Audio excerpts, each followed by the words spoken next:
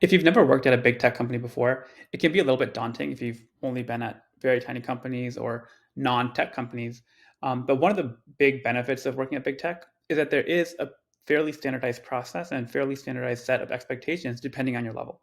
So as L4 at Google, what I'd recommend is when you join the company, take a look at that ladder, that career ladder, and figure out what are the different ways that engineers are evaluate it, and then figure out, okay, for each of these, where do I anticipate there might be a problem, or what is new to me, and then get clarification on that. Ask your manager, maybe talk to your peers, and figure out what exactly does something like direction, which is a common thing at big tech.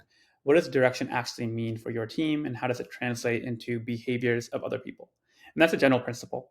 One thing I'd recommend is when you join, look at other people on your team who are at your level or maybe one level higher, and similarly for adjacent teams, because they are the ones who are actually doing the work similar to you, and frankly, you're going to be compared against them.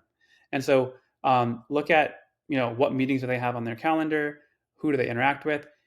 Most companies will have a way for you to actually look at their change lists, their code changes, right? So go look at their code changes, look at how do they structure their code review, what comments do they leave on other people's code review, as a way for you to understand not just the work they're doing, but how are they going about doing the work. That's actually a very big part of succeeding at big tech, not just the thing that you do, but how you go about doing that thing.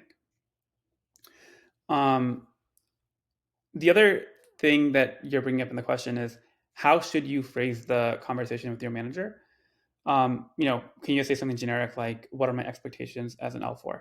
And I think that's fine, especially if you're new and you don't really have familiarity with the org or the team. I think that's a starting point. But perhaps a better way of phrasing the team is coming into that conversation from the team perspective. So they're just saying, hey, how do I succeed? Start from how can I help the team succeed? And what is the best thing for me to do to help the team meet its objective? And as a byproduct of that, then I'll succeed. And so really trying to understand what the team KPIs are, the team metrics are, and how you can really contribute to those. That goes a long way in making sure that you can have a productive conversation and you can succeed as you join this big tech company.